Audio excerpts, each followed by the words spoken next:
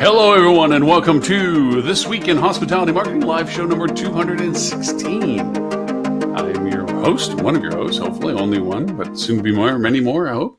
Lauren Gray with Hospitality Digital Marketing. Good morning, good afternoon to everyone.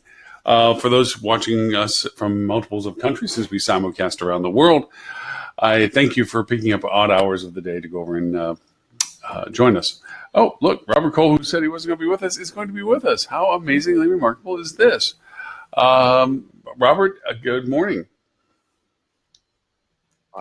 I'm reporting secretly from the Arizona Biltmore. Tim Peter was also here, and I feel I must be a whistleblower on basic carnage and debauchery that Mr. Peter was involved in over the course of the evening. And, so I'm very worried. I have to have my face and shaded, that sort of thing, so I'm not recognized. I was about to say, you look like you're under the witness protection program. It looks also like you're in one of the cottages along the main central area. Not a cottage, just a room. So there we go. That's probably. Oh, okay. Well, say hi to my friends at the Biltmore. Beautiful place. It's under renovation right now. Oh, I didn't notice any renovation. Oh, actually, I did. I noticed some on the grounds. Yeah. So. Hello, Mr. Stuart Butler. Nice haircut. How are you? They went a little shorter, but that's okay. That's all right. It grows back, right? Yeah, it does. So Robert was talking about Tim Peter and debauchery, which seem to go hand in hand these days. Okay. Great tell. Yeah. Well, they're at the Biltmore in beautiful Phoenix, Arizona, which I was just there last week. Got stuck in a very long flight home, actually. Yeah, I mean, and this property is quite spread out. And Tim and I are on opposite sides of the place, but all night I don't know what his idea of having a combination Breaking Bad Charlie's Angels themed party was, but I mean, the whole hotel was up all night. It was just crazy. So I don't know. Did you get the Clark Gable room or no? We actually met the meetings we were at.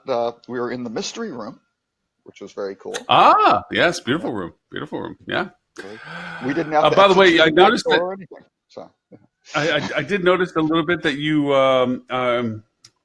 maybe it was being tired, maybe it was being all the debauchery that you were sharing with Tim, but you duplicated some of your topics. Did I repeat one? Yes. Oops, sorry. It was late. Hey, perfection used to be with your face on it. Now we have to put a question mark above your head. Well, I didn't think I was going to be on the show, so thank you, Southwest Airlines, for delaying my flight. Yeah. Okay. I thought you said you were going to be on a flight, so that makes sense. Okay. Well, I was going to point out, I was actually going to give you credit for this, that you pointed out in your letter to the HSMI marketing board that you said on July 5th, on 5th of July, 1841, Thomas Cook escorted 500 people who paid 1 shilling each for a return train journey on his first excursion from Leicester? I don't. Yeah. Ushering in a new era of travel. This week, the company ceased operations, $2.5 billion, which I didn't realize, in debt, impacting 600,000 travelers. Yeah, that's painful. And possibly more. I believe, I don't know, they had at least 150,000 Brits who I believe were like in destination around the world on trips, sort of thing. Yeah, right? For those who have not traveled, bringing them home like 16,000 a day. They went and chartered a bunch of flights. Well, that's ATOL. That's the British. They basically, because they had some tour operator failures several years ago, the government set up this fund, right, which winds up getting paid for every trip you take to cover this. But I think that was also a contributing factor to Cook just pulling the plug, because everybody gets flown back and things like that. Those but just criminal. Yeah. For those in the States that don't realize this, if you traveled abroad, everywhere you go is a Thomas Cook office. Everywhere. Oh yeah, it's massive. It's like Waffle House is in the States. It's amazing. Yeah. And also planes had their names on the side. His name on the side. This is not your around the corner travel agent that just kind of bellied up. This is like saying American Airlines went under. This is a big deal. I mean, growing up in England, Thomas Cook was synonymous with vacations. If you wanted to take a holiday, I mean, this is pre-internet. When you wanted to take a holiday, you went to Thomas Cook. That was it. They were the brand. Mm-hmm. Well, and because they had all those planes, they had a lot of other tour operators, that were taking seats and things like that on those planes. So they were impacted as well, right? Yeah. And one other major consideration, I mean, to strand all these people, and hotels are basically saying, hey, give us money. We won't let you out of out of the hotel. Yeah. They're like, we already paid. We prepaid. And they're like, we Not didn't us. get the money. You owe us. Yeah, I've got to feel like there's going to be some criminal investigation into this. There has to be. The way they left people high and dry is just, I mean, not only is it unethical, but there has to be illegal, some of what they did. Yeah. You don't wake up one day and say, oh, whoops, we're $2.5 billion in debt. Let's close the doors. This is something that they must have been trying to prevent for a long time. And there should have been steps taken to mitigate the risk for the right. Well, people. And normally, I mean, when we set up a package operator, all that money winds up normally going into bonded account. If you're very large, though, you don't have to do that. Right. But it's prepaid. It's not your money. It's a liability, just flat out. So you can keep that over on the side and say, okay, that's all accounts payable. Yeah. They obviously weren't doing that. No, it's almost like kiting checks is what they're essentially doing, and that's floating. Yeah. They were almost like in a Ponzi scheme where they're taking enough money to pay enough people so everybody thought everything was fine, only to just skim the monies out of it and not make the returns on. It's amazing that an organization this size, past tense, would have put themselves in such, like you said, in such a position. This wasn't an overnight thing. This has been a growing thing. It's been going on since they've been making boneheaded management decisions since 2009. It's a good solid decade. Even before that, I think the biggest criticism I've seen, which I agree with 100%, is they never really embraced the shift in consumer purchase behavior for travel. Right? They've always stuck to their foundation of being an on-premise traditional travel agent, and they never really grew their internet business the way a lot of other people have evolved. And I think that ultimately is their undoing. I mean, sure, there's still a niche for travel agents, and people may argue that it's even growing right now as a section of the industry, but the overwhelming majority of travel is booked online. And if you hadn't shifted your business to a digital first business when you're in the hospitality business, you're going to run into trouble. It's inevitable. So, and they have like 200 hotels too. I mean, they had they had all sorts of stuff, right? Yeah, I mean, I'll be honest, and I can probably say this now because there's no one to sue me, I would imagine. But we were actually in talks with them about licensing some of our technology for their properties, and they were looking at our app, and they just went dark on us about a month ago and wouldn't return calls, and it would have been a great conversation moving forward, and then all of a sudden nothing. So, wow, I don't. That's a coincidence. I don't know, but it seems a little. It doesn't pass the smell test to me. Yeah. Well, and my favorite quote was they had a CEO back in 2013, Harriet Green, who came out with one of the worst statements ever by a CEO of any organization, which was to the effect of, I'm paraphrasing, this isn't like running the French nuclear program. How hard can it be to run a company doing travel packages? Yeah. Well, yeah, she proved she wasn't there that long. Yeah.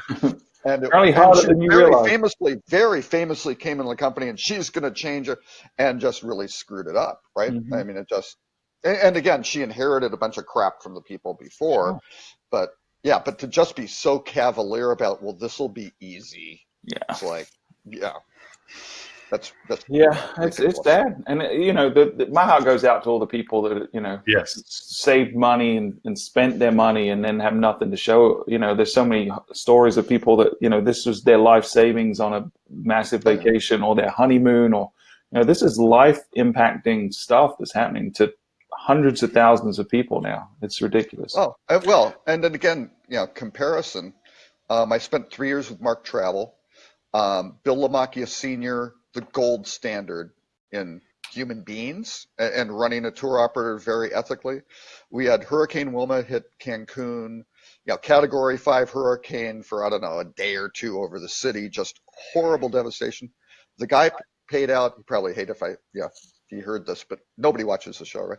Paid out $1 million of his own money, right? Privately held company, to get the 3,000 people we had in destination when that thing hit out, right? Because he didn't that's own the right planes. thing to do. Yeah. Yeah, we were wet leasing the planes. He had to go find, equipment. He had to, staff, things like that, flight crews to get down there, and it was incredible. And his point was, right, legally we aren't bound to do this. You just call force majeure and you're done, right? But he goes, exactly what you were saying, Stuart. These people, sometimes it's life savings, it's their honeymoons. They've entrusted us to help them. Is there anything we can do to help? There is. So let's do that. That's the right thing to do, right? Agree 100%. Yeah. Thomas Cook, not quite the same approach, perhaps. No. But also, too, I have to say, I'm a little ashamed of the hotels that are holding people hostage and so forth. That is not hospitality, because that's not hospitality. Yeah, I mean, that's yeah. It brings out the best and the worst in people when there's events like this, right? And I feel like the media is right now focusing on the negative stories. I'm hoping that some good stories come out of it, right? If I was a hotel owner, knowing that I'm going to take a hit, but a day of revenue I can probably survive as business and overcome, and the loyalty and the buzz and the goodwill and the PR that I would generate from doing the right thing to those guests versus those properties that are literally locking their guests in and not letting them go until they have money. That's ridiculous. I would never stay at that property now. And I bet there's a lot of people that won't, because there's not a way to treat people. They're already down. They're lowest. They just lost everything. And then you're going to add insult to injury by holding them, literally holding them hostage. Make them double pay, plus ATOL winds up flying them back. So they can't even have their own vacation. That's only for the British. The rest of them are SOL. Yeah, well, there's a European one too. I don't know. I think every country has. I know I saw something on a Greek site that was saying, if you're from Greece and you're involved, you needed to call somebody to do. So they have various levels of protections. Much stronger than in the U.S. I do hope that the people that go through that experience absolutely lambaste their responses to the hotels, no matter what the quality of the product looks like. The fact that they're being put in that position by those hotels, I hope they just devastate them on consumer sentiment. A lot of those hotels probably don't care. They get people from around the world. They're kind of generic products. People don't necessarily are aware of the brands and things like that. And I don't know which properties they are, but I mean, with FunJet, with Mark Travel, which was one of their brands, and we ran Southwest Vacations and United as well. We introduced a lot of people, like Spanish all-inclusive chains like Riu and Iberostar and Barcelona, which I've never heard of in the U.S., but they're all over Mexico and the Caribbean. They do a fantastic job. They're great. But again, people are kind of taking a vacation. They're going with Apple Vacations or FunJet or whatever, and they go, oh yeah, here's this great property. You're going to have all the booze you can drink and stuff for the kids, entertainment, like a cruise ship, right? And it's fantastic, but it isn't a brand buy on the hotels. So you can get variable levels of dedication to the customers. Let's put it that way. No. Now, just a quick question. Does travel insurance, I mean, when we buy travel insurance, when we fly and so forth, that has its own coverage capabilities. Is there a travel insurance that assists with this as well? It's not technically insurance. It's like coverage or something like that. So they're very, very strict about selling insurance. What does it include? It depends. Depends on the policy. It really does. Some of the stuff is just horrible because you don't pay very much and you don't get much coverage. They'll basically say, oh, well, if your flights are changed or canceled, maybe it covers the change fee or something like that. Or it might not cover the fare differential, something like that. I mean, it can be all of it. Some of the stuff's really good where you get, medical, airlift back to wherever you need to be. Right. So you have to read what you get. and not all policies are built equally, for sure. No, I agree with you on that. I mean, I usually go through American Express when I do my travelers insurance, and it's pretty nice in the sense of, like you said, it covers pretty much everything you just said, plus also accommodation requirements, lost bag stuff. Yeah. I'll be honest, I've never once purchased travel insurance. Not once. I buy it every time I travel. Really? Even if it's a small trip? Well, especially if it's a corporate trip, yeah. If it's a travel trip for business, because you're talking about lost incomes and everything else like this, and it actually, depending, like you said, on the insurance you get, there's coverages for it. But yeah, I do it. I've redeemed it twice, where I've gotten stuck, and airlines are excellent at being able to make sure they're not held liable. It's a weather delay, not a mechanical one. Mm-hmm. It's a weather delay. Really, it's sunshiny here. Yeah. Stuart, you have to remember Lauren is the human lightning rod. You would think they would That's true. You probably need more coverage in general than I do. Yeah, probably do. But yeah, I mean, I've had where it's covered hotel accommodations, Ubers, everything, rescheduling, change fees and all that stuff. It covered everything. So I've used it a couple times if it's big trips and things like that. Yeah, I would probably in that scenario. Especially multiple destinations. If you all of a sudden you get delayed and then you can't get to something like on cruises and things like that. I'll sometimes do. Yeah. Yeah, that would make sense for sure. Yeah, but those are also massively profitable to the travel sellers. For real, yeah. We have in our booking engine, we have the option to add damage waivers or travel insurance on the booking. In the adoption rate, the pickup rate is so high, and the redemption is so low. And you price it low. If you price it low, you can still get a 400% markup on it. Yeah, instead of 800% or something. Yeah, it's crazy. So what a lot of times happens a lot of times is the property is a new revenue opportunity for them, right? Because they don't have to handle any of it. It's all a third party that's handling the insurance and the payouts. So they wash their hands of it. All they're doing is adding a checkbox on their booking form or sending an email at some point after the booking. Either way, but it's just free money to them. So and what's funny, even on a lot of marketing programs, you'll see these big giveaways of win $1 million or this, and it's some sort of thing, and it's not necessarily skill related where there's one winner or something. Maybe it's a drawing or they're pre-numbered things and people throw away the tickets. That's all done through insurance. They basically sell that out there, and they look at how many winners and how are you doing it, and somebody looks at a table and goes, yeah, we'll sell you $1 million, but you got to give us 150,000. They're like, done. Yeah. That's how like hole-in-one competitions and stuff like that work. Right, too. stuff like it's that. It's just the odds of someone winning. So a couple of things, and I say this in kind of I worked for a very large company for a while, and they were brilliant at selling at opportunistic times. They went over and sold some of their premier properties at the height. We thought, we're like, why would you sell your most beautiful properties or your greatest properties now? And then sure enough, 6 months later, boom, 2008, everything goes to heck, blah, blah, blah. And, they sold it at peak value. And I can't help but echo that thought in my head as I see the fact that MGM's dumping some of its properties in Vegas. I'm like, I'm not saying Circus is all that, okay? Circus has been one of the most tired products in Las Vegas. But it's still a huge place.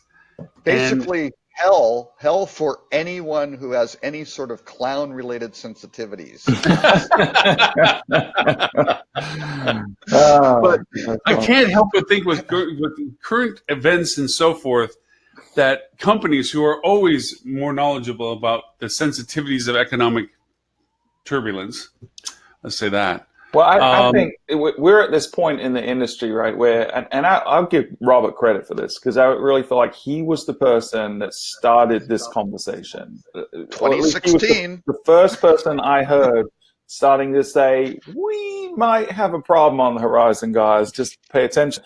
And now it's gotten to where it's critical mass. There's not a conference you can go to now where it's not a major topic of conversation. It's what's going to happen in the downturn. The downturn's coming. We've stalled. Growth is stalled. So hats off to you, Robert, because I know you spend a lot of time tracking this information, and you're really the only one that has that data that is paying attention to it, I think, that I've seen.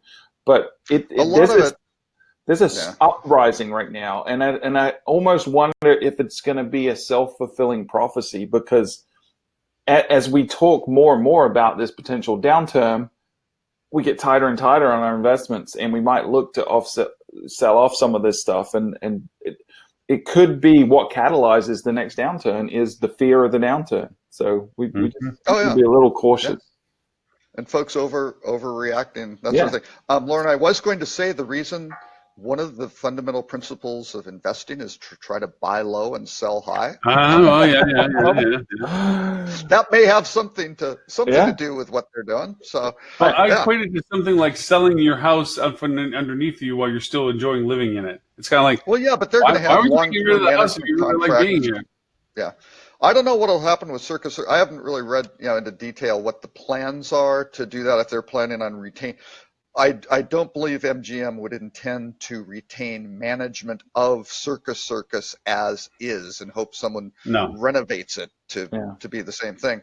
So I don't really know if that'd be torn down, redeveloped. Actually, they have a huge RV park down there, which is very successful. And the thing I think is profitable because it's just it's just a factory. It's $40 million room nights. I mean, come on, you're shoveling. It's a factory.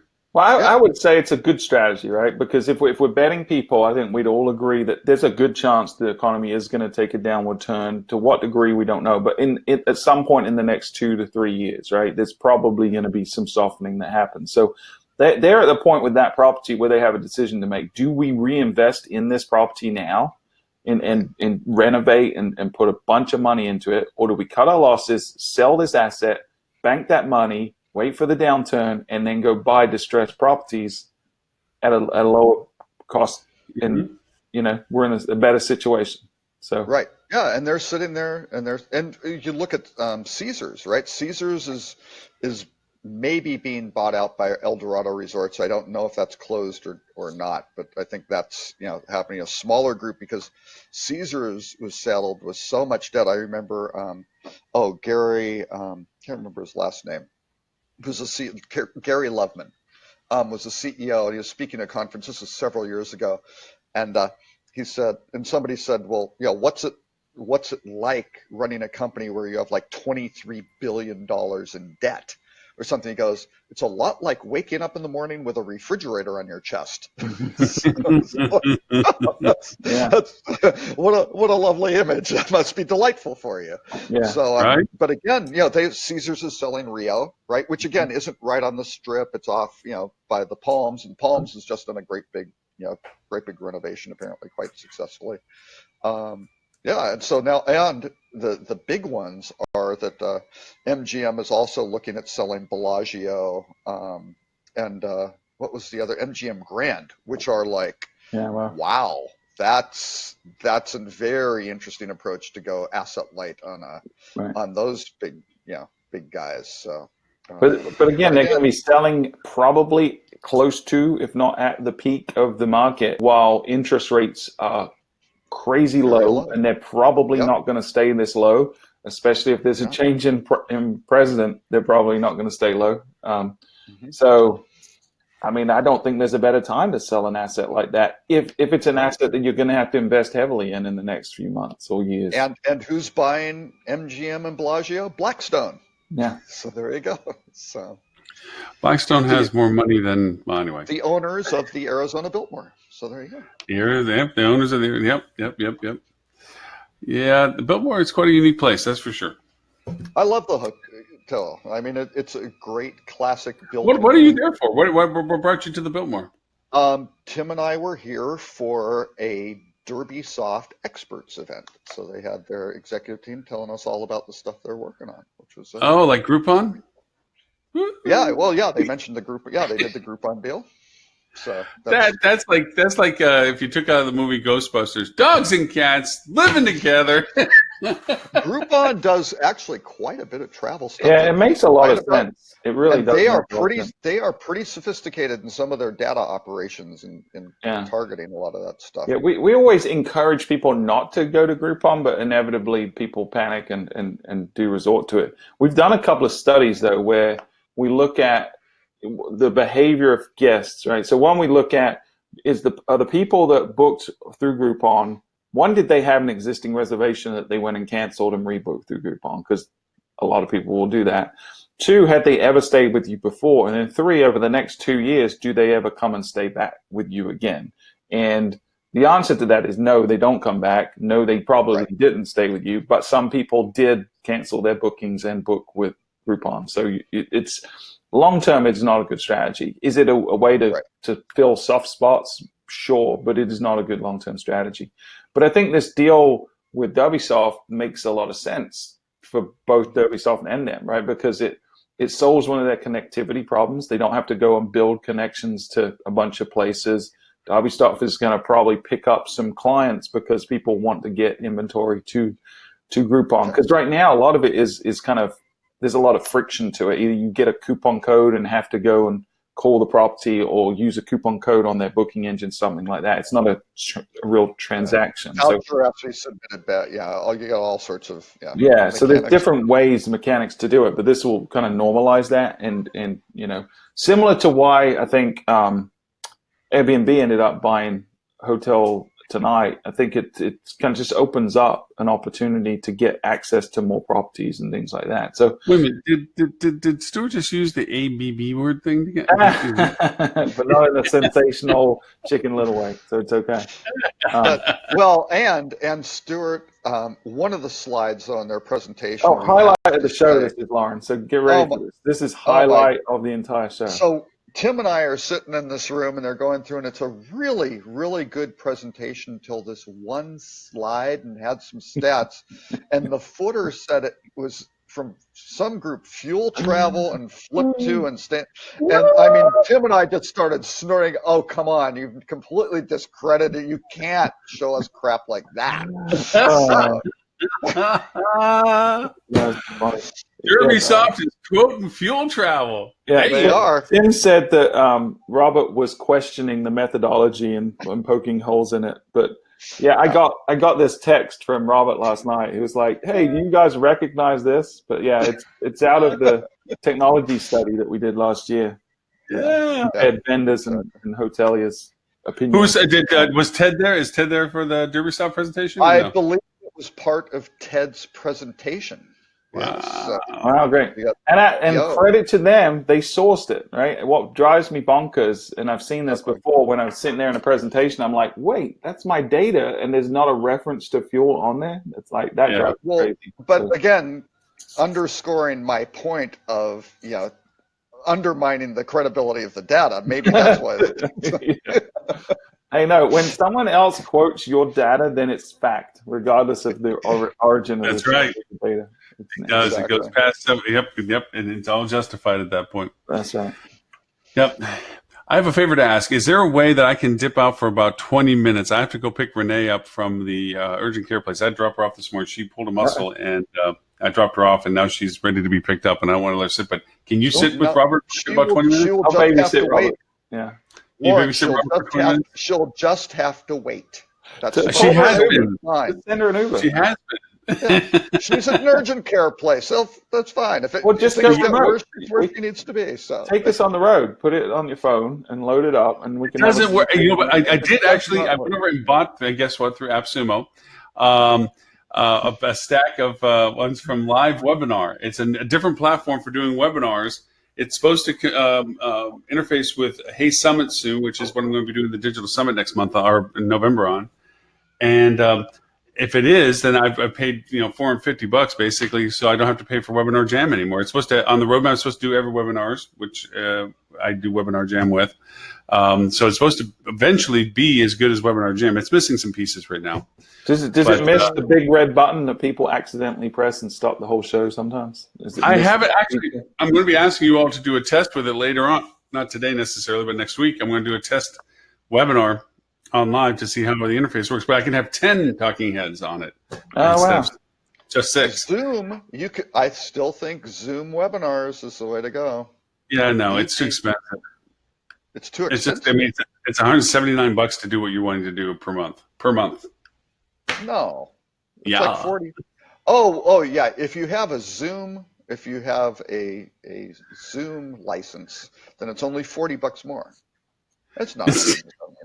It's hard to say no. Anyway, and Joey, if you could give me about 20 minutes, I'll be right back. I'm just going to put it on pause here. I'm going to make you administrator, so don't hit the bigger button. All right. And I'm going to go over and grab her and bring her back to the office. They gave her a shot for muscle spasm, so she's all loopy. So I'm going to go get her.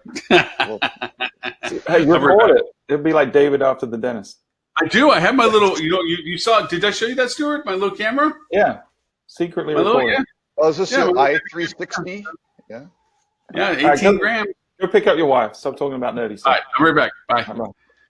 What do you say? 18 grand? 18 grams. It's tiny. Oh, it's 18 light. grams. I thought he was quoting the price. I was like, wow, AppSumo. I didn't realize you could buy stuff. He's talking metric system measurements of weight. Sorry, Americans don't understand. I see. Yeah. No idea what you're talking about. Yeah. I'm concerned about Tim. I mean, I invited him to breakfast. I told him he needed to get the hookers out of the room. I mean, number one, shoo them out. My text message was, shoo them out of the room, come have breakfast. But no, I don't know. And he said, so you haven't seen him all morning? Yeah, have not seen him. Just the ruckus last night. Well, hopefully he's hanging in there. Yeah. Maybe noticing a bit of a headache. Exactly. I think I've been to conferences with Tim. He's very well behaved. He may be outdoors scouring the grounds for his clothes. That's what I do. Wow. I figured we'll just punish him for not being on the show. Since like you said in the notes before, that if you're not here, then that you're fair game for ridicule and mockery. So exactly. Yeah. So any other? I kind of thought IHG launching a loyalty partnership with Mr. and Mrs. Smith Hotels. I've always been a real fan of Mr. and Mrs. Smith. I think it's good for I think it's good for IHG. So I'm not really familiar with Mr. and Mrs. Smith Hotels. Oh, Mr. and Mrs. Smith, it's a little kind of a representation group with really nice, independent, smaller, boutique hotels. Okay. And they just do a great job of curating the portfolio.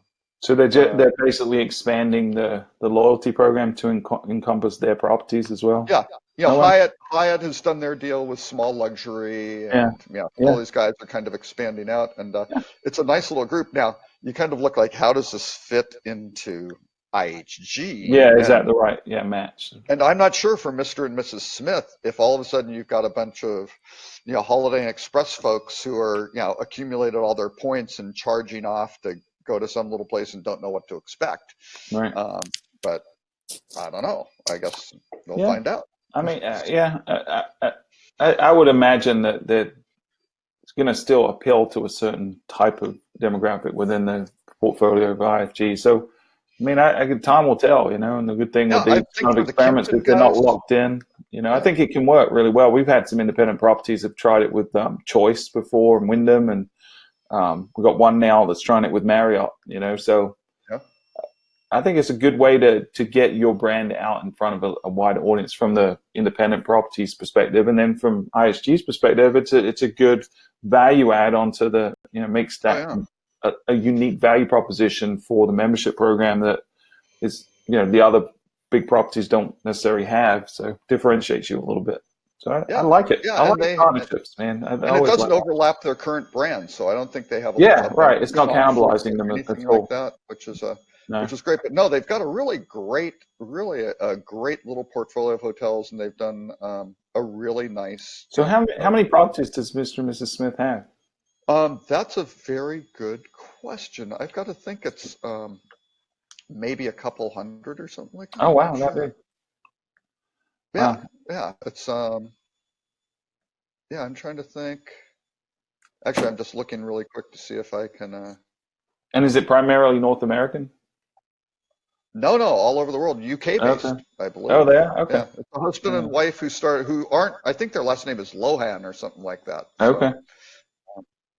So, I don't know how many properties they have, but anyway, no, it's a really nice little collection of hotels, and the website and everything. It really kind of brings out what's special about each property, as opposed to just the kind of generic booking engine approach to. So what you should do as independent properties. Yeah. Yeah, like talk about what makes you different. I love it when we celebrate things like that everyone should be doing, but because so many people don't, that it's unique. It's interesting. And I was completely wrong. 1,313 hotels, 306 villas. Oh, wow. 48 experiences. They've really, now here are some of the ones that they have. They do have some really cool. Lake Cora in upstate New York. Mm-hmm. It's an estate. Rates per night, $15,000. with now, Stuart, before you laugh, you get the Smith best price guarantee.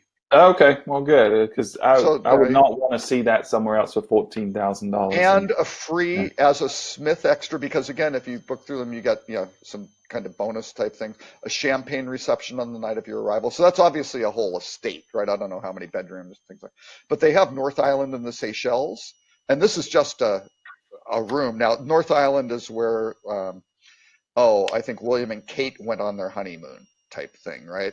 So that's $6,500 a night, but again, best price guarantee, so you aren't getting ripped that's off. a bargain for sure. And you get an hour-long massage in your villa, and that's a very, very green property. It's a great, it is a great spot. You mean green as in it has a lot of money? Is that sustainable? Well, both, I think.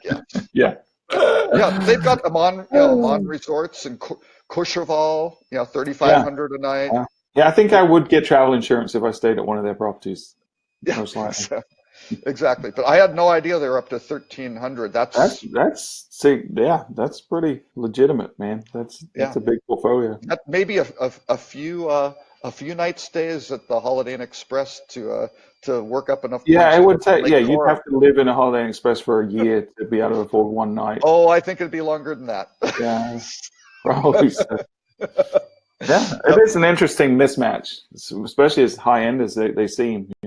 That's Well, and they have some others which are, they'll have little boutique-y ones out, and I think we're going to see more and more of this, though. I think more collaboration type scenarios as everyone's trying to compete, especially as the OTAs get more and more entrenched in loyalty programs. I think that people are looking for more and more differentiators. So this is good. Right.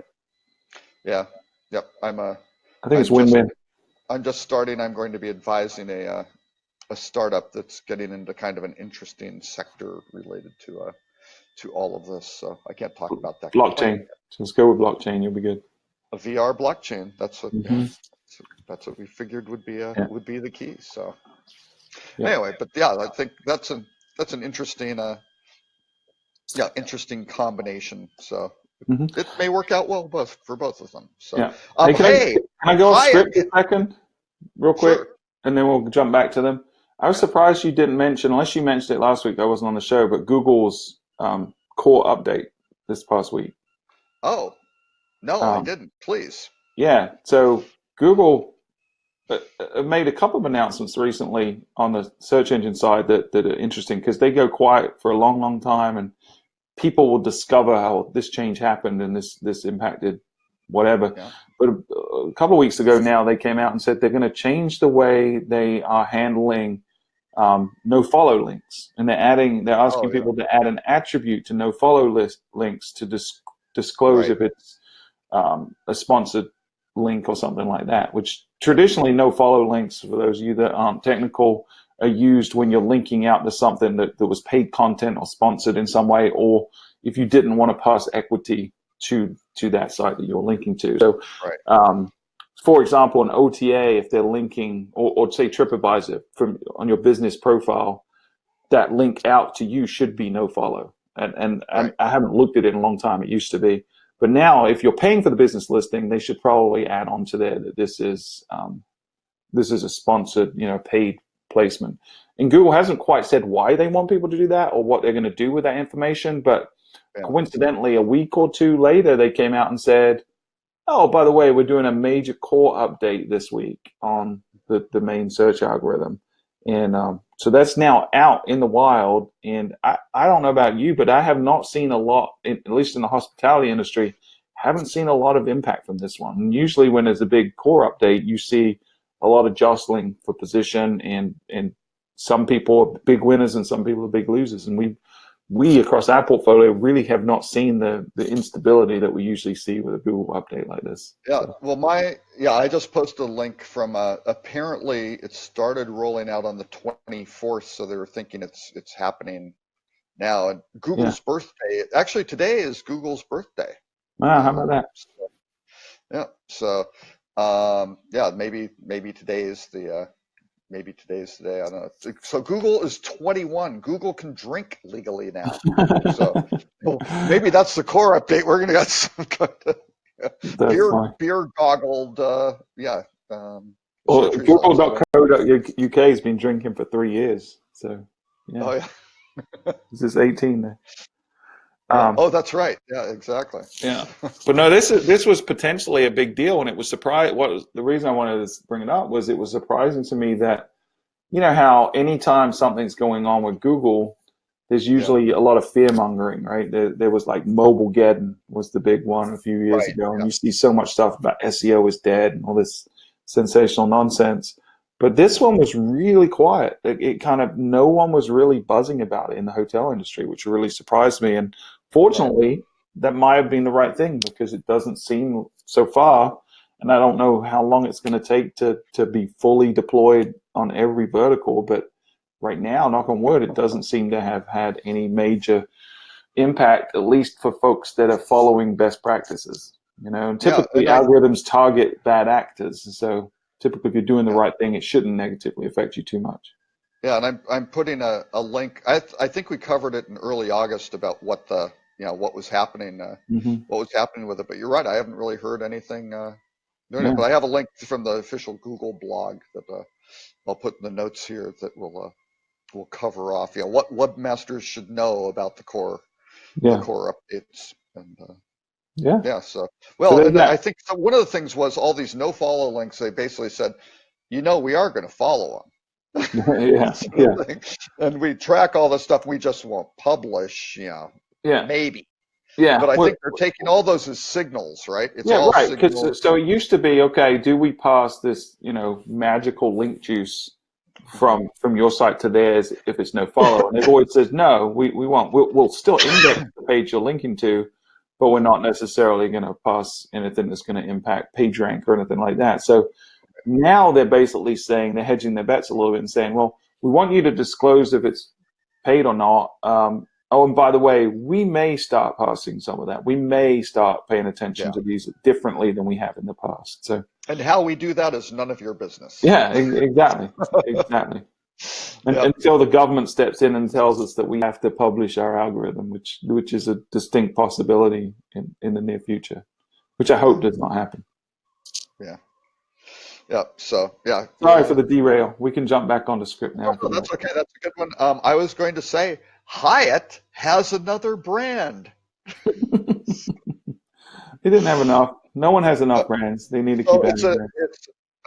I think it's a mid-scale lifestyle brand or something like that. And it's just like, Best Western has Glow and Vibe, and I mean, all this stuff is just going to get so crowded and so, And I don't understand why we allow it, right? Because, I mean, we're under no illusion why they do it, right? It's not about covering different demographics and all the things they spin it as being. It's about being able to have more product in a single destination. That's the single reason that Marriott hasn't consolidated after their merger with Starwood, right? It's because now we can have twice as many properties in this destination without pissing off our owners. Owners need to wake up. They're sort of pissed off, but the owners can't really say much about it. They've got no recourse. Right. So this needs to be something that I think needs to get straightened out. And people need to organize and rally behind it, because it's going to get out of hand. Like, when is too much too much? And I think we're already at that point. I think the really interesting, depending on the severity of a downturn, you're going to have a situation. Marriott has 90 some hotels in New York City. Some maybe a couple are in Brooklyn and things like that, but the core thing now, Hilton has 13. That's a pretty big difference. So you get a downturn, and when you really start looking at how much traffic is Marriott generating because of Marriott, as opposed to the hotel just existing in that spot at that price point, right? What is the brand legitimately generating that's differentiated? I don't know how. Yeah, when you have a 1% those chance, in the town, right? So someone comes to Marriott's flagship and searching for New York, and you have a slightly better than 1% chance that they're going to select you from the mothership. This is meant to be driving all your direct bookings, because you're not allowed at your own website anymore. So this is, you're reliant on this and all the OTAs, and the OTAs have hundreds of hotels in New York. So it's an even bigger battle there.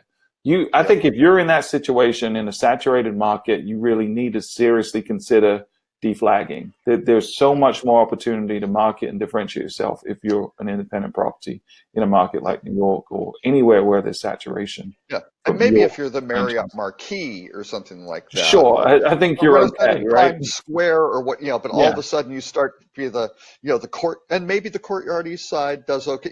You can kind of go, okay, there are a few of these, but when you're the seventh whatever, and you're in kind of a but even, I mean, I think you could argue that either way, right? So you'd say, okay, the Marquis is the flagship in New York, right? But it's a phenomenal property in a phenomenal location. I've stayed there a couple of times. I would probably stay there every time, regardless of whether it was a Marriott or not, because I'm comfortable with it. A lot of people would, and because of your location, because of the luxury that it offers, you could sell that, you could merchandise that really creatively, and going after keywords based on your location, based on your amenities, based on, you've got a lot of meeting space. There's a lot of opportunities to reach different types of audience. Now, would it be a lot of work, and would you need staff to manage that? Sure. But at the end of the day, would that be less than the 15% or whatever you're paying for the franchise fee? Probably could be. So it's certainly not. The franchise fee has got to be a big one. I don't know who owns that property. I'm not sure, but they do a good job, man. Their staff are great. The property itself is in great condition. I mean, that's where HSMAI holds its annual marketing summit. I almost said digital marketing summit, but they dropped the digital, right? So I'm not sure if they did or not. Maybe I think they dropped the digital from it. I think so. Yeah. I think it's just a strategy conference or marketing strategy conference. Strategy. I think it's now marketing strategy conference. Yeah, but so I've stayed there a few times. We'll be staying there again in January, and it's a wonderful property. I don't think they need Marriott. I mean, they're doing great. Obviously, they're always bustling, but could they survive without it? Absolutely.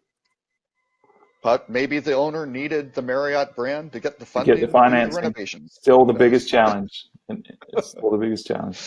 Yeah, no, exactly. So we'll see how those go. What other ones were kind of interesting here? Marriott's sticking with Bonvoy through the score, and we've picked on Marriott enough, I think. Disney theme parks are going vegan. They're adding vegan items to their menu. I love that title, though. That to me epitomizes the problems, the challenges that we have today in terms of how we receive information, right? And again, the majority of people read a headline, and you could easily misinterpret that headline as only vegan, limiting meat in general. But the reality is they're adding vegan options to all of their outlets, which makes a lot of sense. In the hospitality business, it's an increasing demand for that type of product. There's a lot of alternative solutions now, especially with plant-based meat substitutes. Right. This is a no-brainer. I'm surprised they didn't already have vegan options at all their outlets already. And they very well may have. Yeah, I'm sure a lot of them do, right? But now it's like, okay, let's get some headlines. Let's distract from the fact that people aren't coming to the Star Wars theme park. Let's talk about veganism. And it's probably part of a bigger PR campaign. It's like, how do we attract new groups of people? And it's like, let's target health and wellness, and what's a good angle there? Let's go vegan. Let's jump on this meatless bandwagon that's getting a lot of hype right now. So So anyway, that's. I look forward to having my what was it? It was like a Tatooine Two Sons hummus or something that the Star Wars named. I think. Exactly. Yeah, I don't know. I'm trying to think in the Star Wars films if you see a lot of meat-based dining. I don't Well, know. you saw in, in the last one, Chewbacca was going to eat a porg, and then he was guilted That's out of true. it. He cooked it like a rotisserie chicken, and then the other ones gave him the big doe eyes, and he decided not to eat it. But yeah. That's right. Yeah, only the Wookiee, maybe the Wookiees have a heavily meat-based diet, I guess. Yeah. Anyway, that's I thought. Well, and Ewoks as well. Ewoks are flat out murder bears. They try to roast Han and Luke. That's a good point. To eat them. You're right. Yeah. So, he's back. We're talking about murder bears, Ewoks. Well, or Ewoks are cannibals too. So yeah. Well, they're not really technically cannibals because they're not eating themselves. Wait, do they eat other Ewoks? Or remember all the Ewok skulls that were around? I mean, they weren't Ewok skulls. They were other creatures. There was like stormtrooper helmets, and there was a predator and some other stuff. Also, there was some Ewok heads. I don't think so. They're strictly a humanoid diet-based creature.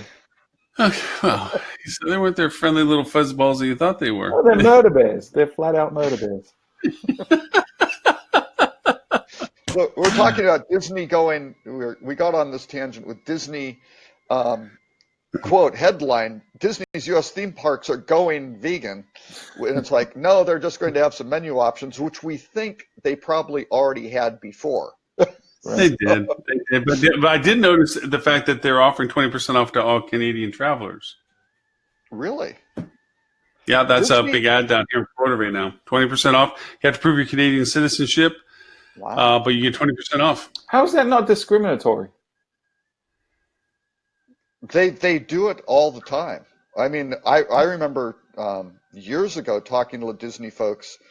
They very, very much look at the source of business and what their share is. And actually, at that time, Disney World was trying to figure out how to get more business from like New Mexico because it was over-indexing to Anaheim. And you're like, well, it's a hell of a lot closer. But they're like, yeah, we know that, but we should be getting more, right? We're underperforming out of that market because again, people from California go to Disney World in Orlando, right? It's different experience. So they're like, oh no, they were interested in how they cut deals and keep them in closed groups and isolated so they don't mess around with our retail pricing structure like they are doing here in Florida apparently.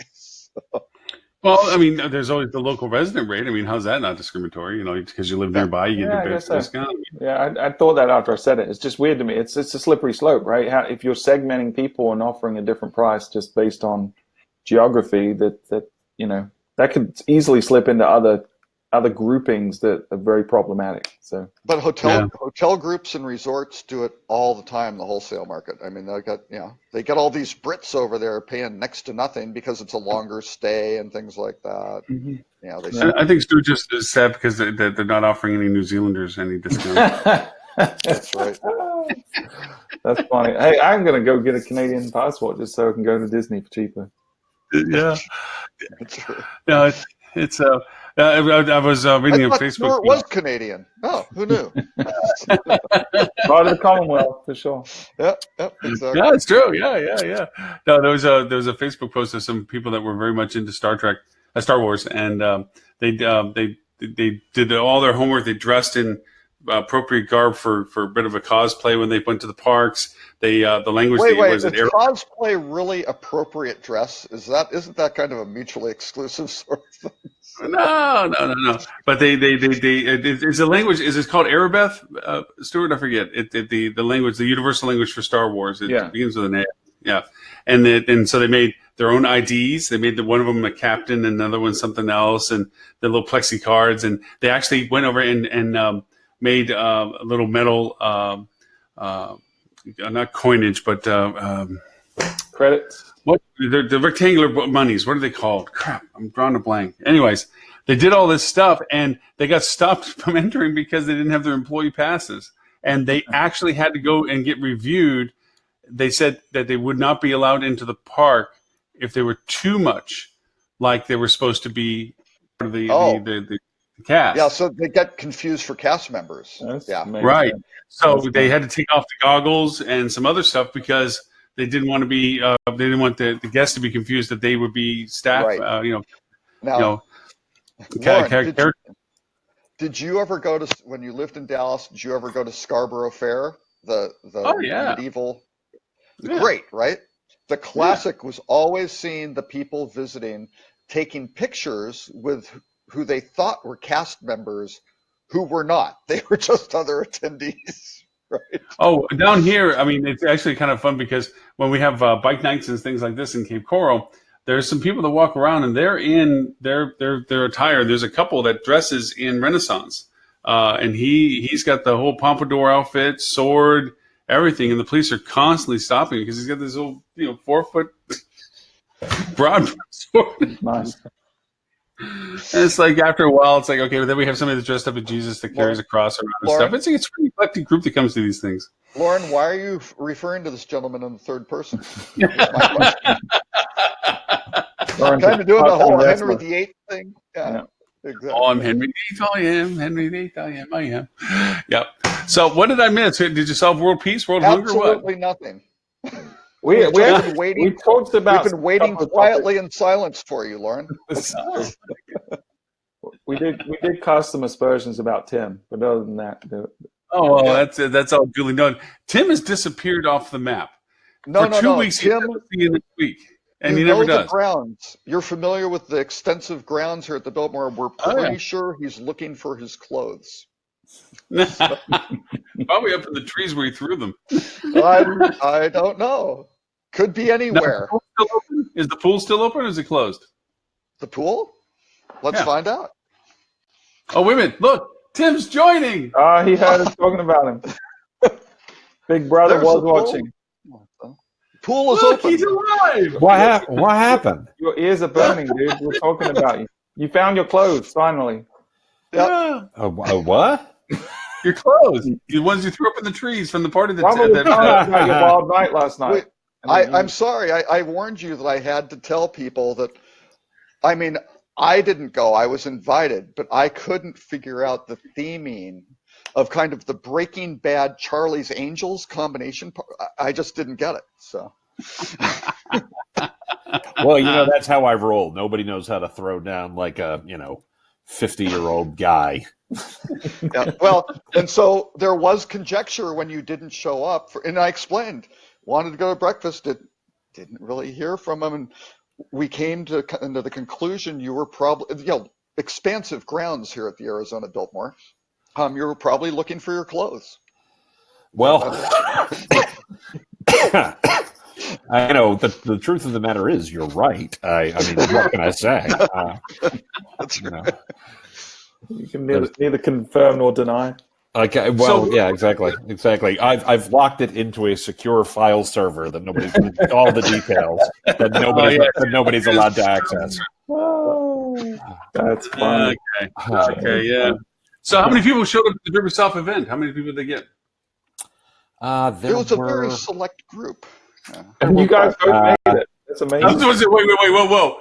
They can't be in the same sentence, Robert. Your name cannot be in the same sentence as select group.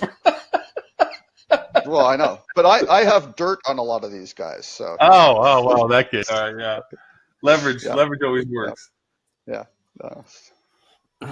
So, yeah. Maybe a dozen people or something like that. So. No, that's not There's bad. only people who knew Tim Peter was kind of the thing. I think if you knew Tim Peter or convinced them, then you Tim Peter was the theme of the event. Well, again, it's a cross some of us have to bear. So they have to have it here because of security. The groupies are always a problem with Tim. And if you can get, the Biltmore, it's kind of, there's a long driveway, so you can get the proper security details and several lines, of security that. So, some people that were there. I mean, Ted. You mentioned Ted was there. Yep. Was what's the name from Chicago there? God, I'm trying to think of old names now. No. It was Keith and Dwayne. It was Keith Scott and Dwayne Overgaard, and then a bunch of Pablo O'Brien, and then a bunch of folks. Pablo was still there. Really excellent. And then a bunch of folks from Shanghai, the Shanghai office. It was mostly the leadership team. I think they are all the senior execs of the company. Yeah, very nice. Wow, there really was a think tank then. I'm glad that they're moving along. Yeah, it was cool. It was I ridiculed them, although Stuart defended them with this whole Groupon thing. I still think it's like dogs and cats sleeping together, but you know. I think it's a mutually beneficial relationship. It makes perfect sense for DerbySoft, and it's great. Makes great sense for Groupon. For sure. Yeah. I mean, when you think about what DerbySoft does and what DerbySoft is, I mean, their job is to provide connectivity. So whether or not it makes sense for hotels to take advantage of or businesses to take advantage of, I think it's something they have to look at on a case-by-case basis. But it makes total sense for DerbySoft to say, hey, if you want to do this, we're gonna make it frictionless for you to do that, right? Yeah. That was the case we made, and I pointed out, that when we've dug into the data of the long-term impact of an individual property choosing to use Groupon as a distribution channel, it doesn't look so great, right? But so I definitely don't recommend hotels jump on the Groupon bandwagon just because it's a bit easier now. But certainly for those that are doing it and choose to continue, this solves some of the challenges, the friction points that has existed. Will probably drive more people to using DerbySoft as a connection partner, which will drive them revenue, and then we'll probably get Groupon more business as well. So it's win-win. Has DerbySoft changed the pricing structure at all that you're aware of, Tim, from times past? Because say that one more time. I just didn't hear changed the pricing. I haven't talked to them in a while. Have they changed their pricing structure? Because I mean, I use Whip because it's just dirt cheap compared to what DerbySoft poked around. I don't honestly know the answer to that.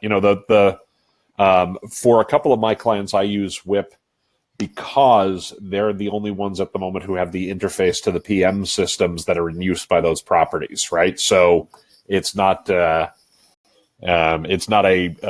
judgment statement about Whip or DerbySoft. There's pros and cons, in all those cases. It's that literally the connectivity exists or the connectivity doesn't. So that kind of drives the decision right there. You can't do hotel ads without connectivity, and if the connectivity doesn't exist to the PM, or it only exists through one partner, guess which partner you're going to use? Yep, exactly. Yeah. Are you feeling okay? You sound like you have a little bit of a chest cold or cough. No, it's the dry. The dryness. I'm just a little dry. I probably should have a bottle of water handy, but I he's just choked up because he hasn't seen you in a couple of weeks.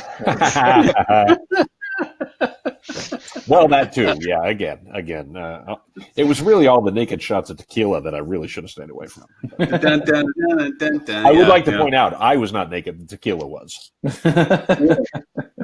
Oh, I thought the servers were. I'm sorry. I was just in Phoenix last week and I got stuck all Friday because Dallas was having their storm come through. They came up through Houston. And I got stuck in the beautiful airport of Phoenix for a while, about 4 hours over delayed, and then Dallas and another 4 hours. And it was like 4 o'clock in the morning by the time I finally got home. But Phoenix, I mean, the airport's nice. And I mean, the city's awesome. I was up in Tempe. We did the HSMA event up there. So got it. Yep. It's Southwest delayed my flight or canceled my flight completely, put me on the next flight. So. And neither of you ran across Holly. I mean, usually she's running all over the place. I mean, I contacted Holly and wanted to get together, but she had house guests and all sorts of other. Oh yeah, she had a couple people come in for some conference or something. She lodging conferences going on at the same time. Yeah, I noticed that you guys already bashed out the Hyatt's new brand, which I'm sure you see great things. Caption, which I'm not exactly sure. We had a discussion about how there's not enough brands in the industry, and that the one thing we need to solve hospitality is more brands. That's totally what the solution is. Now, actually, in fairness to Hyatt, Hyatt doesn't have a lot of select service brands. I mean, they do have Hyatt, Hyatt Place and that sort of thing. But Hyatt Places get very high ADRs. I think I mentioned in the show. I was in Chicago and I was looking at pricing of just kind of various hotels. I looked at Hyatt. The most expensive Hyatt in the city was the Centric. Number 2 was the Hyatt Place. Number 3 was the Park Hyatt. And you just go, wait a second. That doesn't seem to make sense. Something's wrong here. No, it does not. Yeah. So I'm not sure what they were doing, but again, they don't really have a lot of select service. They're trying to go select service lifestyle, right? And they had, I don't know what they're doing with Tommy, right? Because they acquired that through Destination Resorts. So I was kind of thinking, well, you have Thompson, you could probably, I think Tommy was supposed to be more select service lifestyle, but maybe that's higher. I don't know. Beats me. Yeah. So, but another one entering the fray. Yeah. So Tim, you missed some of the juicier conversations earlier, which, by the way, it's great to see you. By the way, thank you for making it out since you're traveling. Oh yeah, and everything. yeah, absolutely. I've missed the last couple of episodes. Unfortunately, I intended to be on last week's episode. Unfortunately, we had a death in the family. My pour one out for my wife's late great 98-year-old grandfather. Yeah. Who lived a long and wonderful and happy life, and so so we missed last week.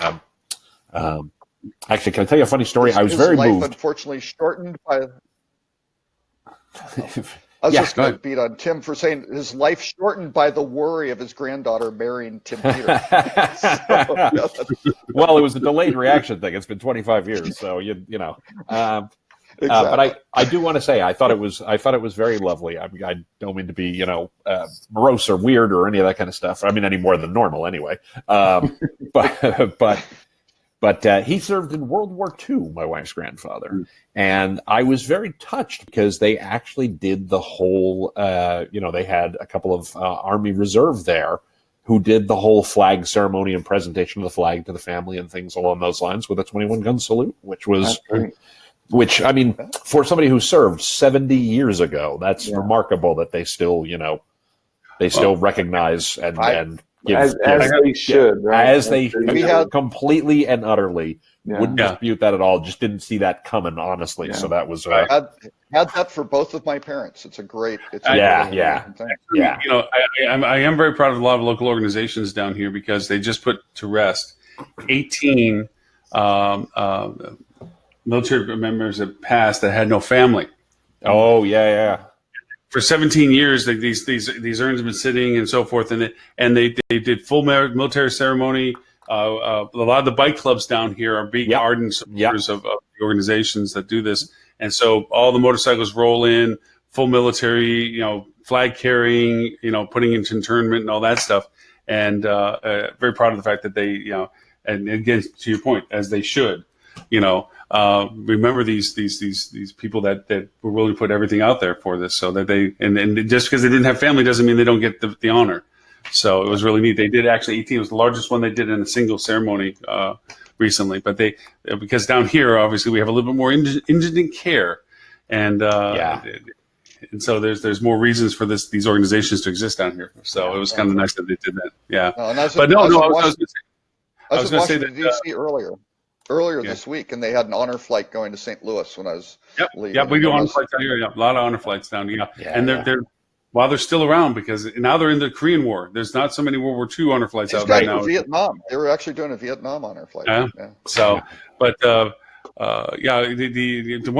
one good thing is Tammy's going to outlast Tim because her family line says 98 is not a hard number to hit. Okay. No, absolutely. Well, it's funny. We always talked about the fact that my wife's grandfather, served in World War II, was a coal miner for 30 years or something like that. Smoked for 30 years, and lived to be almost 100 years old. So and ate bacon and eggs all the time and all that other kind of stuff. So probably what kept him alive. He's an inspiration to us all. The only thing is I think Tim's shaving time off of Tammy's life. That's probably the only. Well, you're not wrong. Damn. The Who concert has been postponed for tonight. Aww. I was rushing back to Dallas to go see the Who for about the 5th time or something like that. But, So Tim, we did get the chance to talk about Cook Travel and its demise, and you didn't get the chance to kind of elaborate on that at all. Any insights to that as well? Because we just basically poo-pooed any hotel that was holding people hostages. Oh yeah, we were, all that stuff. I bet you hit all the highlights that I would hit. The one thing that I think it's a shame, obviously, I think it points to a broader.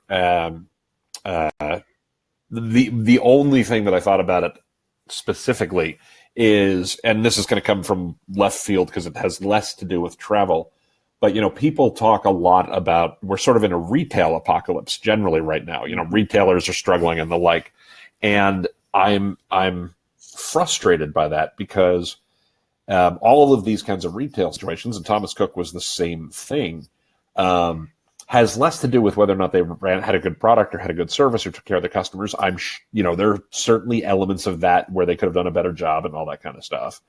But also, because of various financial engineering, all these folks are loaded up with so much debt that's really what crushed them. It wasn't so much that they, that they didn't offer a good service to people or didn't offer a good product to people.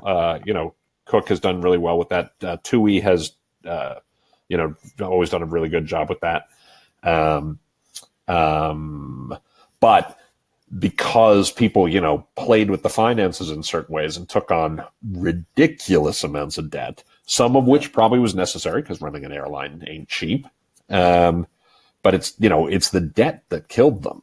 Right. It wasn't that customers weren't using it. The very fact that they have to airlift 180,000 people home. That's only the Brits. That's only the Brits. Right. Yeah. Totally. So, it does speak to, for hotel operators out there and hotel owners out there and the like, not that you need me to tell you this, but use debt wisely, because that could be the thing that actually causes you problems. Okay. So let me ask an arbitrary question, because the other combination link of this was, the notable, and I made this comment before working for a large company, they sold a lot of their assets at what I considered a ridiculous time, that they sold them at this peak, where we were at this peak business level, only to be that they were incredibly brilliant because they sold it at peak level. It's only to have 6 months later, 2008 come crashing down on everybody. So they sold the hotels at the optimum value that they could ever be attained at. And you're like, this is brilliant, but again, people like that are very sensitive to economic shifts. And then with the changes that are going on in Las Vegas right now, with MGM selling off Circus, and we talked about the other ones and so forth, is this also kind of indicative of this is the optimum time of value proposition because we are going to go in towards something?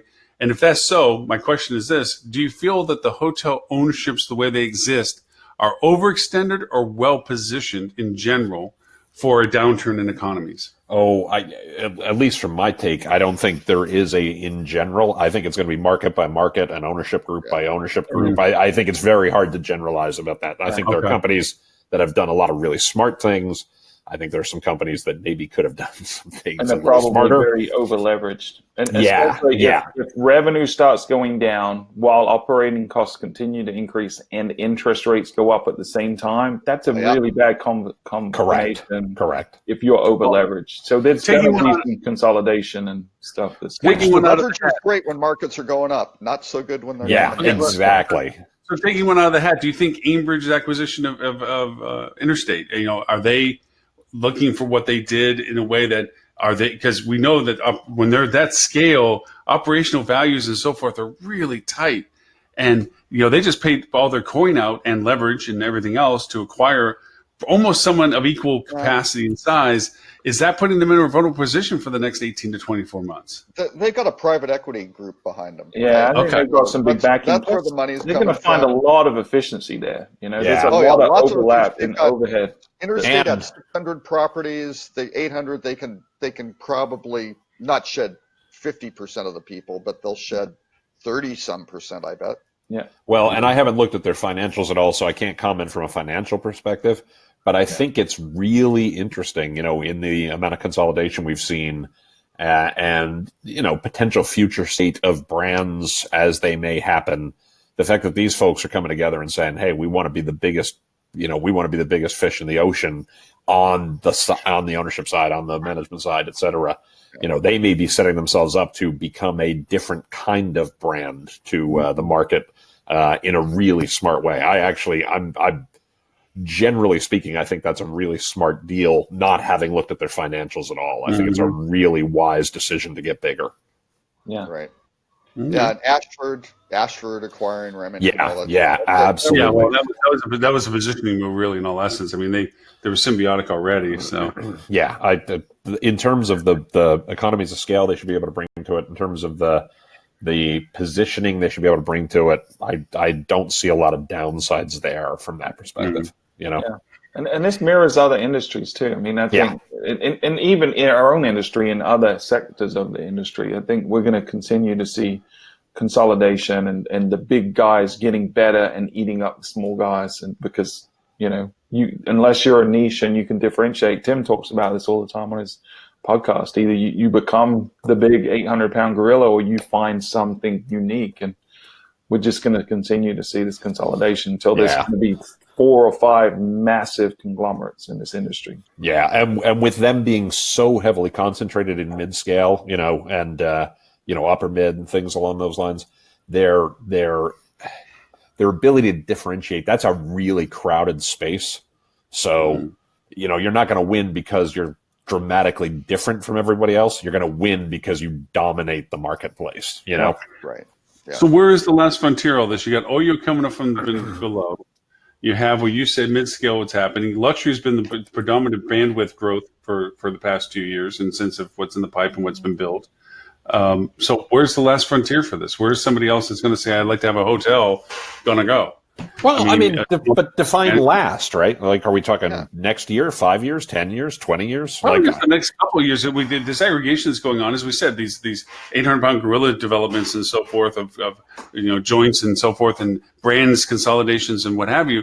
Where is the small ownership group going to go? Where are they going to look at? They're just going to buy brand product and just asset value it, or where's the last hotel you go? I guess independent. Independent, for sure. Go ahead, Stuart. Well, I was going to say, I think that no matter what happens, whatever scale these guys get to, there's always going to be a place for people that have hospitality at the heart of their business. Because if you do a good job hosting guests, being an innkeeper, and creating exceptional experience where you surprise and delight the guest, you're going to do just fine. And you're probably going to be more profitable in the long term than anyone else that's focusing on efficiency or scale or these other drivers. I think hospitality is always going to be the answer to any problem in this industry. Absolutely. I couldn't agree more. And I always liken it to, forests. As weird as this is going to sound, you know how you have old growth trees and things along those lines. They get bigger and bigger and bigger and crowd out all the light. And then you have a forest fire and some of those things die. And that creates the light for the little seedlings to rise up and start growing all over again. It's just a cycle. And right now we're in the cycle where, some of the trees are getting real big and blocking out the light, but there's still going to be little saplings coming up that have some real opportunities to fill in the niche. Right, and we still have a clear-cut log and destroy the environment. Well, that's what we call a recession, Robert. Yeah. But we still have a relatively open marketplace, right? If you differentiate yourself in terms of product and experience, there are still so many opportunities to earn business from people, and it's getting more complex every day. But if you look at the tools we have in our toolkit in 2019 versus what we had in 1919 to put someone in a hotel room, it's we have a lot more options today than we ever did. Yes, some of them are getting more expensive. Some of them require specific skills to leverage to the maximum, but you can find people today at a relatively low cost compared to ever in the history of humanity. So I think if you focus on your product first and then focus on a smart marketing strategy second, you're going to be fine. You're always going to be able to be successful. Yeah, I always use 2 examples. I probably need to update my... No, you're fine. I probably need to update my examples, but I always, in addition to my own clients, who I think do a really good job of this, they tend to be very differentiated and independent and fiercely so. I also love pointing to hotels like, the Iron Horse in Milwaukee or the Asbury Hotel in Asbury Park, New Jersey, who are very differentiated, very interesting. In the case of the Iron Horse and the Asbury, both opened in, I think, 2007 or 2008, so right before the fecal matter hit the rotally oscillate. That would have been funny if I could have gotten the words out. Before the crap hit the fan, right? And seemed to both, as an outsider, I don't know their financials either because they're privately held, but seemed to be doing very well. Mm-hmm. So I could not agree with Stuart more. And I think you can look to very specific properties who are doing well, getting a lot of mind share, getting great rates, sitting relatively occupied during the times you would expect them to be occupied, sitting very occupied during the times you would expect them to be occupied, relatively occupied during the times when you wouldn't necessarily expect. There's a lot of lessons to learn there, not in terms of, be the iron horse, but follow their playbook, right? Don't be the Asbury, follow their playbook, because it works again and again and again. Yeah. But I think the crux of what point that you made, Stuart, is you have to embrace marketing if you're going to try to embrace growth, because right now, it's one of the first, if not the first thing that's removed from the equation when it comes to gloom and doom scenario, responses. And that's where you see the difference. And to your point, Tim, that's probably where you see the clearing of the trees, because I still argue, and I mean argue, where people, when their strategies are, when I'm trying to put together it's budget season. Yep. So, I'm working with budgets and I'm trying to explain to them, and of course, there's conversations about conservatism as to market spends, and conditionals as to what would happen and so forth, and everything is on a regress. Like, okay, if that happens, we have to cut back these costs. Yeah. I'm like, I said, hold on for a second here. If you're getting this rate of return, so every dollar you're getting $7 or $10 back, and you talk about the fact that business begins to slow, how is the logic stream that you're going to remove that money's going to improve? You can't cost yourself into profitability. That's exactly right. So there's a blog post I wrote 5 years ago, and it's something I've talked about for years before that. And I want to be fair. I did not invent this. There's academic research, of different markets that backs this up. But I always refer to it as the race you can't win, right? Which is you experience soft business results. So you cut prices to, whether you call it a sale, a promotion, what have you, you're trying to attract more customers. You then have to cut service or marketing to pay for the lower price. Mm-hmm. Maybe if you get lucky, your short-term sales improve, but usually not. Your competitors respond by cutting their price, right? Which also does two things. One, customer expectations shift in terms of what people expect your price to be. And by the way, they expect it to be lower, which is bad. And the experience suffers because you've either cut marketing or service to pay for these cuts, right? Which drives softer business results, which is, it's a death spiral. It is. It don't run that race. Right. And the problem with the logic of I'm struggling, so let me cut marketing is it's predicated on the assumption that marketing doesn't drive business. Right. Which, if you believe that, you shouldn't be spending any money on marketing. Right. If you don't believe that, then it's the last place you should cut. It's easy and convenient, because taking a number off of a spreadsheet and telling whoever's handling your marketing to spend less next month seems to not have a direct influence on what happens next. But it's completely flawed logic, because now you're saying, well, marketing doesn't work. It doesn't drive or advertising especially doesn't drive anything. And I think that's an important thing to differentiate, because, I think people conflate advertising, which is a subset of marketing, with marketing as a generic term. And I think when they're looking to cut back, they often look to the advertising portion of marketing, which is probably one of the worst places of marketing you should be cutting back as well, because that's the one that amplifies the message. Right. The only place I will push back on what you just said, Stuart, and by the way, I'm only pushing back for the point of the discussion, not because I disagree with you. I actually agree with you completely. The only place I might with them just for the hell of it. the only place here, who will do that? Yeah. No, the only place I might question it in any case is, if you got some channels that you really can't tell if they're performing well or not, there may be some opportunities there. You can always spend more efficiently. Of course. I am always reminded of when was it Howard Schultz came back and took over Starbucks again? I can't remember. Anyway, he slashed their marketing budget, right? He cut the marketing budget dramatically.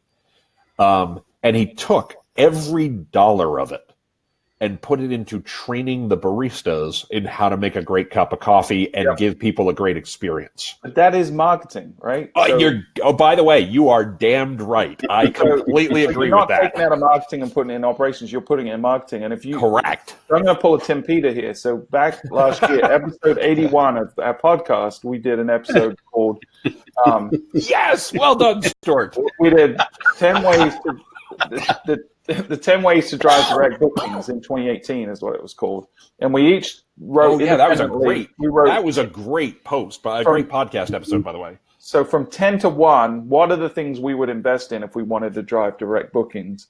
And my number one, and we all had different lists, and we argued our cases. My number one place that you should spend your marketing dollars before anything else is hiring and training the right people, because if you get that wrong, everything else is going to fail. Any kind of advertising you do is going to it's going to go down the drain because people are going to have a bad experience. But if you get the experience right, you're going to have a better online reputation. You're going to have better word of mouth. You're going to have just more repeat business, all these things that make your job creating demand a lot easier. So I think re-looking at your marketing budget and where it should be spent doesn't mean cutting Google, but it does mean allocating a certain portion to training your staff, I think. And also to reemphasize the point too, if you're not measuring, it's not worth doing, and you shouldn't be doing it if you can't measure it. Sure. And you should be figuring that out when the economy's good, not waiting till it's a down economy to slash it. Right now is the time when you have a little bit of leeway to say, let me figure out how to track every single dollar I'm spending and how effective it is, and not relying on the BS third-party vendors metrics whose attribution is complete theft of everything that they're doing, right? So you've got to find an attribution model. Hashtag attribution theft is real. You've got to make sure that you are tracking everything in your way with your attribution modeling, and that you know what is working and what is not. And before the economy turns, you should be reducing spend on the stuff that's inefficient, not when the economy turns. Yeah, right. That's right. And to refine the training point too, I think we're also in an interesting position right now that people have stopped expanding their training of their teams and themselves to outside people, and they're relying heavily upon their vendor relationships or internal training, I guess is a better way of saying it. And what they're getting is biased training on platforms that have limited service profiles, and they feel that is sufficiently enough. It's kind of a little bit like picking and choosing what your Facebook feed is like. You're going to eventually create an economic bubble or a culture bubble around you of only what you think you know, and nothing about what you don't know. Right. It's flawed in the same way as SWOT analysis is flawed, right? Because you're taking all your own biases into it at the same time. Right. Yes. And it's developing more and more because more and more I talk to people and I've had arguments. I probably have lost client possibilities where I've actually argued with the ownership where did you get that source of information? And it's from the vendor that gave it to them. And I'm like, so the vendor that you pay, that you rely upon the reports that tell you what they're doing, told you that this is what is the truth. And you didn't question to think that maybe that's a closed circuit conversation. Right. You know, exactly. Let me introduce. Just looks at it. They could be completely right. I'm not saying they're lying to you. I'm just saying you should trust with verification. You should apply some critical thinking to any report you're getting from a vendor that you're paying them to produce to do the work. And if that's something that doesn't make sense to you, let me introduce you to the concept of foxes and hen houses. Exactly. And by the way, I want to defend all the various vendors out there for 1 second, because A, we are all those guys sometimes. We're those guys. And all. And B, I think most of the companies out there that we would be able to name off the tops of our heads are very ethical folks and all this other kind of stuff. I don't think they're deliberately lying to folks. I think their incentive is to present information in the best possible light. And so but when that's you're a relative thing in the best possible light for them. Oh no, for sure, of course. Right. But I mean, it's funny. We do a thing. I do an exercise with folks on not social media marketing, on personalization and things like that, and for my Rutgers class about crossing the creepy line, right? Yeah. And it's very hard to avoid crossing the creepy line. So for those who don't know, crossing the creepy line is when you do something that's, creepy to your customers because you got too personal. And in practice, it's very hard to know that you're crossing the creepy line when all of your incentives are aligned to do the thing that might actually be creepy. Right. And so one of the ways you avoid that is you have somebody whose job it is and whose bonus is dependent on saying no, right? You have to have a devil's advocate. I always think this is fun. I admit I'm going to, pull a Robert and tell you the history of the world for a second. But I did it. I was going to pull a Tim. I was going to pull a Tim and say, look at my presentation from 2012 on the creepy line. So, well, there you go. Perfect. Again, I am all for shameless self-promotion. Go nuts, Robert, on that one. But I always think it's funny where the term the devil's advocate actually comes from. Those who don't know, the devil's advocate is literally an official position within the Catholic Church when they are determining whether or not someone is going to be made a saint. There is a cardinal or a priest or somebody whose job it is to argue explicitly that the person should not be made a saint. They are the devil's advocate. They're arguing. Is that true? I'd never heard that. That is literally where that comes from. Wow. Well, they probably don't need it anymore because we have Twitter. So people will go and dig up. The devil's on for sure. Yeah. But the point being, anytime you're going to cross something that's going to be the creepy line, you need to have somebody whose job it is to be the devil's advocate. The reason I'm bringing this up now is anytime you have an agency who's producing the report that tells you what a great job they're doing, it's somebody's role to be the devil's advocate. And it's okay if it turns out that you're wrong and the agency is right. That's great. It proves that the answer was the right answer. Because unfortunately, not every agency is going to be a saint every time. I'll be honest. We validate. Right, trust but verify. Yeah, trust but validate. Trust but verify. How we get over that at Fuel is our analytics department operates independently from our other teams. And they're not in any way incentivized by the success of the other teams. So we tell them their job is to make sure we have a long-term relationship with the clients. Their job isn't to maximize profit next month. And because we don't have long-term contracts, it's all month to month. Their job is really to say to every client in an honest and ethical way, this is working, this is not working, this is where you should invest, this is where you shouldn't invest. And there are times when they tell our clients to stop using our service because it's just not working for them. Right. And that's how we avoid that. One of the changes in my brief time on the agency side, I went over and created a client advocacy because there was a disconnect between our account managers and our clients. The clients, we were wondering why the clients were leaving after what we thought were doing great work. And what happened was a lack of communication. They lost touch with what they were being given as reports. They didn't understand the reports. They were past the point of being asked the obvious questions, and they weren't being told the basics in a way. And then, simple changes in account managers with clients. Clients felt that they got disenfranchised, that they were just being passed on and all this other stuff. So I actually made a role of a client advocate. And that person was totally, to Tim's point, on the client side of talking to the clients and saying, look, my paycheck comes from this agency, but I'm here to find out what it is that you're getting or not getting. And we found out that reports were cumbersome, not useful, no action items, that they were redundant or unexplained. And we just started cleaning up some of the little stuff.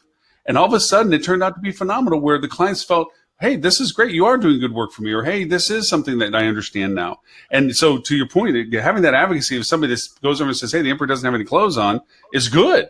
You want, and it's okay to be wrong. It's okay to go over and say, we suck. Or, you know what, that agency is doing a good job for you. That's good. That's a validation point. So, come on, guys. Stuart, you need to lock in these big, fat, juicy clients on long-term agreements. 20-year Marriott-style agreements. Well, I agree with that too. You just need to make sure you can prove that it's actually working. Nah. They don't have an out. It doesn't matter. You don't have to report anything. You just keep. Unfortunately, you say that in jest, but there are a lot of companies that operate that way. We've just described several companies' business models. Dependency. Yeah. You create this dependency. I have to sign off. I need to get to the airport finally. Yeah, and I actually need to sign off. I actually need to sign off as well. I need to get to the airport as well, but I need. Hey, you guys gonna ride together? No, we're going for very different ways. I'm actually meeting my daughter, who lives here in Arizona, and then we're going to pick up my wife, who is flying into Arizona. So nice. So I need to get to the airport to pick somebody up, but I have to actually pick up another human being first. Okay, so is your daughter in Tempe? My daughter is in Tempe. Yep. Share. Yeah. Man, has that town changed? Robert, have a great time. Thank you so much for being on the show. Robert, talk to you about everything. The rut row is not really rut row. It's just really kind of some scary futuristic. It's very rut row. Yeah. Yeah, it's very. Oh, it is very. See, I thought there may be a rut row versus not rut row discussion. It's super cool. It is super cool, but we're all screwed for sure. It is. Yeah. If we do that, we are totally screwed. Is going to be extinct in the next. Yeah. Okay. Oh, See you guys later. Do I hit the red button, Lauren? No, do not hit the red button. Bye, Robert. So, Tim, real quick, Tempe, man. I mean, I was there only like 4 months ago, and then just last week, and there's 4 whole new buildings up and stuff. It's crazy. Oh, yeah. Well, yeah. I mean, downtown was really cool. I mean, it was a lot of fun. It's definitely college town. But it's just growth is crazy up there. So I always tell the story that when we first lived, so we lived here for 8 years, and when we first moved here, the first house we bought here was about as far northeast Phoenix as you could live. We were pretty much right on the edge of town. And then we bought a second house 5 years later that was 5 miles northeast of where we lived, and was in a completely developed community. Like, it wasn't like we were the first house on the land. Like, it looked like the town had been there for years. Where my in-laws live, because my in-laws live in the greater Phoenix metro area as well, literally where they live is, huge, sprawling area. And his was literally you'd been driving through the desert for 20 miles back when I lived here 18 years ago at the time. And again, it just looks like a town that's been there forever. Well, even the Biltmore where you're at, it used to be in its own little area. I mean, well, the Biltmore was literally the edge of town when they built the thing in the 30s. Like, it was on the outskirts of town. Turn the corner, there's the Biltmore. It's like, oh yeah, there's Camelback. It's crazy. Yeah, definitely. No, it's insane for that. But no, sorry, to get to the last on the rut row thing, the Neurotech startups to watch brain machine interfaces. Yeah, if we get plugged in, well, one good part is if it happens while we're still alive, we can live forever. Bad part is we won't actually be controlling our lives at that point. But it's just kind of a give and take. All right, so I'm going to be the contrarian on this one, and fully acknowledge that the downside of being a contrarian on this one is, they only have to be right once to make me wrong, right? But my take on stuff like that is, especially the part you just said about the singularity where we upload our consciousness into computers and things. People like Ray Kurzweil have been saying that's 10 years away for the last 30 years. For sure. So, now one of these days he may be right, and it may be 10 years away. I just remain unconvinced that it will be this 10 years away until I see it. Agreed. I agree. But at some point in the future, we'll crack this. We'll crack. For sure. Quantum computing. We'll crack gene editing. There's a lot of things that we're dabbling in right now that are going to fundamentally change the direction of the human race and probably redefine what humanity is. There's a lot of existential questions that I think are going to be posed and attempted to be answered in the next 50 years. So there is a great author, great science fiction author. She's one of the most awarded science fiction authors ever, named Lois McMaster Bujold, who writes these great books featuring a character named Miles Verkozigan, who's a phenomenal character. Most of which is fairly space opera-ish. I want to be really fair, but she's got some really interesting science, hard science in there about, how people will be invented and gene editing altered and gene editing and things along those lines. And there are no aliens in her universe that she has created, because the evil empire, if you will, of the series is a group of humans who are, doing lots and lots and lots of work on genetic editing. And the main characters, people, talk about, they're worried about where these folks end up with all this modifying they're doing of people, because their concern is whenever they get to where they're going, will they no longer be human, right, or will they no longer see us as human? Right. This is what I'm saying. It's going to fundamentally change. And for people that say, well, this is just science fiction right now, I mean, go read up on some of the things happening with CRISPR. Yeah. There's a case in China right now that created a big uproar where a professor who wasn't even a geneticist, he was a physicist by trade, and started dabbling with CRISPR and ended up gene editing an expectant mother's twins so that they would be resistant to HIV virus, right? Yeah. And that in itself is not necessarily a big thing, but it opens up this ethical debate about, because not only are they going to have a resistance to HIV, but then their children will, and then their children. And so you're changing generations to come. Yeah, in a lot of ways. And the other project going on in China right now with gene editing is there's literally a governmental agency whose mandate is to increase the average IQ of the population by 5 to 10 points every generation. Yeah. So you think about that. If one country or one group of people does that over the next 100 years or so, and now the average person is 100 IQ points smarter than other people, that's a massive advantage in every area of the world, So, and scary stuff. I agree with you. And for those of you who say, well, yeah, this sounds like science fiction, can't possibly be real, or it'll never work, right? Here's the thing. If it doesn't work, the implications of that are actually just as troubling, because what if instead of making these people, 10 IQ points smarter, they make them 10 IQ points dumber, or, instead of making these folks HIV resistant, they've also made them more, susceptible to other illnesses, or the unintended consequences are usually the things that end up biting people on the behind.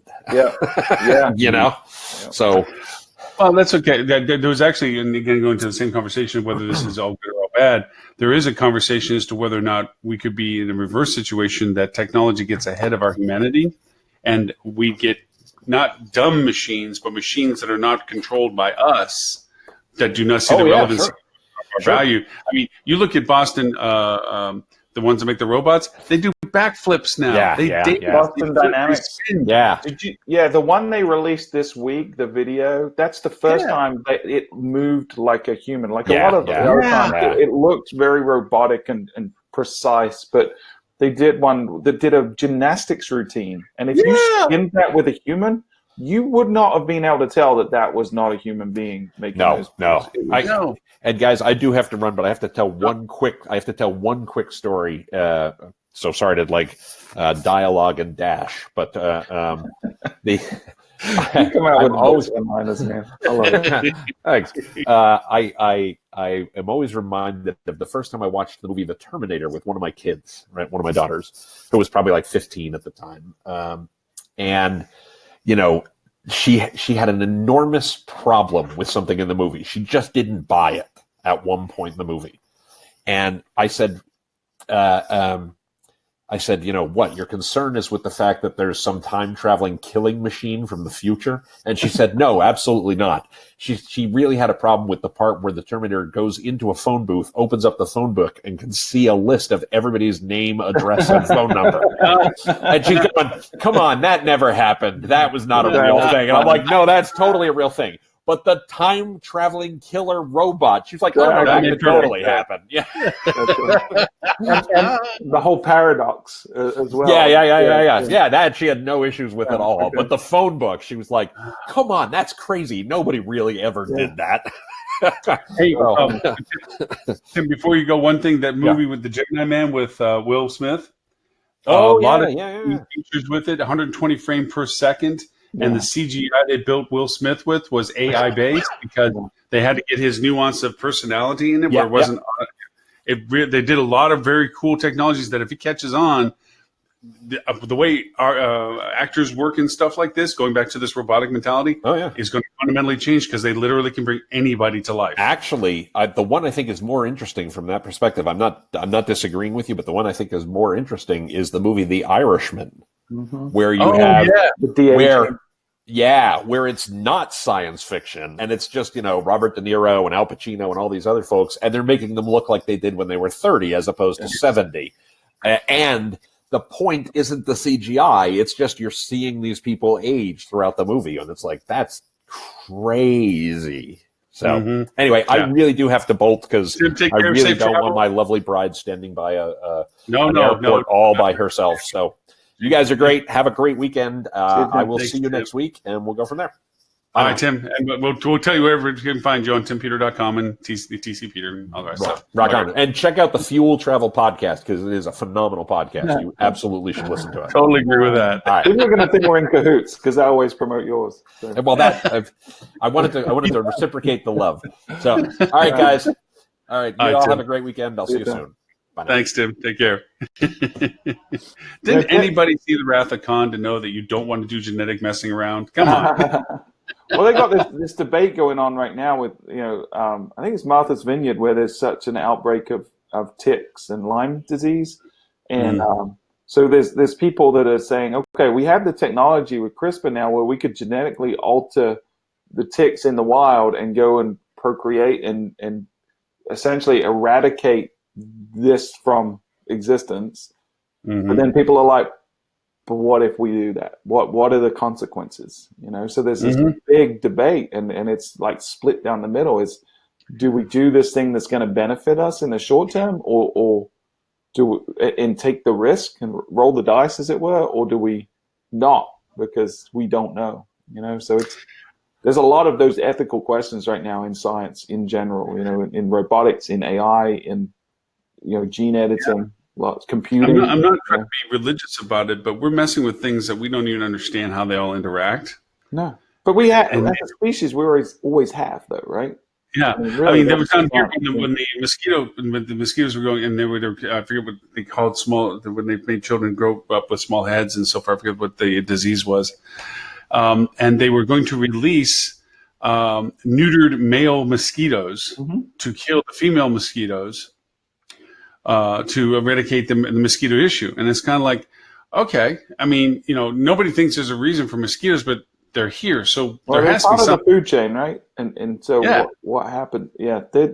Any ecosystem where there's an artificial manipulation of something, there's going to be a reaction. Mother Nature has a way of reacting. So. Yeah, I mean, pythons are in the Everglades because we were silly enough to report them, and non-native species of stuff. And they put, there was a lily patch problem in a lake down here, so they brought in some hybrid fish from Asia to eat the, and then it killed everything else too. It's kind of like, guys, we don't know enough about this. It does one thing, but to your point, it does something else too. Right. It's an invasive species, or it allows another population to outgrow. It's really tough, though, right? Especially when you're talking with some of these ethical questions about gene editing, and especially when it comes to humans and maybe augmenting humans with technology too. I think if one set of people, whether that's a country or a religion or whatever it is, decides not to, then they're at a disadvantage to the people that decide to, right? So say in the basic scenario, China goes ahead and tries to manipulate the population and make themselves smarter, and America doesn't, I mean, that creates a fundamental shift of power in the world, so you're almost torn between what's ethical in the very survival of your tribe, so Yeah. it's crazy world we're living. It's really crazy world. So next week I should have my new Apple Watch. I have my old one now, the 3. I'm going to get the 5 next week. It's the only Apple product I'm buying this year. I think Apple is close to Fonzie putting on the leather jacket and going water skiing over a shark. Well, yeah. I mean, they haven't innovated like they used to, and part of that's because the technology is maturing. The iPhone is 11 years old, 12 years old now, so they've somewhat perfected it. I think we'll see a bigger jump next year, but we will. Yeah, with 5G. I almost wonder if they'd be better served at this point going to a 2-year cycle versus a 1 year, because 1 year of R&D and manufacturing is not a lot of time to cram in a lot of new things, right? Well, so they said that the average phone replacement now is up to 2.8 years is the average change from 2.4. You have the X too, right? We got them around the same time, I think, when the X. Yeah, I got the 10, but I know that's it. That's all I have. So I don't know about you, but I used to be religiously every 2 years. When my contract was up, I would get the new one. But I also was in the scenario where at the end of every 2 years, it was dragging. Like the battery was not lasting as long. It was slowing down, and it was problems. But I have not noticed one issue with my iPhone X, and I've had it for 2 years. No, it's been incentive for me to upgrade. Yeah, no, I don't have any reason to replace. I mean, I love the new cameras on the new phone, but it's not worth it. I love the faster processor. It's not worth it. Yeah, there's no killer app, right? There's no differentiator. And I want the 5G next year. I don't want to have to buy another, from just a 1 year over kind of thing. But I just get disappointed when I see Apple doing Apple Plus and Apple Games, and it's turning into a subscription service. I'm like, they're losing sight, man. They're trying to diversify at the wrong time. They're probably 10 years too late to do some of those things. And they missed the home focus. Yeah, that whole. They don't even talk about their speaker system anymore. That's coming. Their Apple TV missed that as well. Right. And even their fundamentals, right? Like their laptops, the Mac Pros that we have in our office. Anyone that's been bought in the last 2 years hates it because the battery life is 10% of what it used to be. You've got this stupid touchscreen bar at the top, I guess is what it is, or the newer screen LED technology, whatever it is. Like literally, Melissa and our team, she's the director of analytics, and she has last year she got an upgraded Mac. She used to have one that was about 6 years old. The battery would last 10 hours. She will sit in an hour-long meeting and worry that her battery is not going to last the entire meeting now. And it's. I mean, my MacBook Pro is for late 2015. Yeah. And I'm not looking to replace it because I know the fan pretty much runs constantly now because programs are requiring more processing speed. But I bought the top end of what I could get. My iMac was the last thing that got updated at 2017. That's the last update that they've done on the iMacs, and that's what I have here. Well, the watch I wanted to because 3 to 5 was enough of a shift. Yeah, they've got some cool new monitors and stuff on there, in terms of the biometrics and stuff. Yeah, I love the fall and the alarm thing and the decibel thing is just probably gadgety, but I use my watch persistently. I mean, I sometimes leave my phone at home even and just have my watch because it's a phone also. Yeah. So I enjoy the health things of it. I like all the things that it tracks. Yeah. Yeah. So for all of that, but yeah, it seems one of those things where I'm actually looking back saying I love OS systems for Apple, but the hardware stuff just seems to be one of those afterthoughts now. But yeah, I will probably upgrade next year when hopefully there's a bigger jump in technology. But yeah, I'm definitely not doing it any time before that. No, I wouldn't. Well, thank you for being Robert today. Huh? I would not buy Apple stock right now. No, I'm actually looking at what I'm going to do with mine that I have. I mean, it's not growing very much, and it's been slipping up and down a little bit dramatically. But thank you for babysitting Robert today. My pleasure. He only threw one temper tantrum, so it was pretty easy. Oh, well, that's all good. That's all good. Yeah, I'll bug you about trying to test the new platform sometime soon. I just built it up already. I just want to go over and test and see if it can do everything we want it to do. Yeah, let me know because we have a Webinar Jam license and we're looking at rebooting our webinar strategy, so we might start doing more. And Circuit's a good platform for that, especially the kind of rebroadcasting the same webinars, that kind of stuff, the ever webinar kind of philosophy. Yeah, that's supposed to be in the roadmap that they will rebroadcast them out. You take a look on an app. So it's called Live Webinar, and if you buy 5 codes, it costs. Well, I get the 10% discount because I have the Pro thing, but $445. But it gives you your market banners. It gives you can use Prezi on it. It got some pretty cool interfaces. It's on the roadmap. Also, it's going to connect with what I'm going to use the Digital Summit on, which is Hey Summit. It'll integrate with that. The things I'm thinking is missing right now is it only has a simple registration page, but you can always build your own email registration pages. Cool. Yeah. The replay doesn't have an infinite amount of storage, so you're going to have to eventually store your stuff somewhere else after time, depending upon the length of the shows. But 1.5 gigs, not 1.5, 1.5 terabyte. I was going to say gig is not a lot. Yeah, I think I have a 1.5 terabyte. For 2-hour shows, I can only. I mean, it'll hold some for a while, but and you can have 10 talking heads on it, unlimited amount of attendees. Like I said, and then one thing that is pretty cool. I have the SMS messaging service through Trello for this. Yeah. As reminders, that one has unlimited, where I have to pay you after 50. So. Do you have a lot of people that signed up for reminders on SMS? No, I thought it would be a bigger thing than what it was. So, like I said, it's not the end of the world, but I mean, it's nice that they're willing to do the phone calls and the SMSing and stuff like that. So, but yeah, I'll let you know how it goes. All right. Well, Stuart, thank you very much. Obviously, everyone talks about your podcast, as do I. So, where can they find your podcast?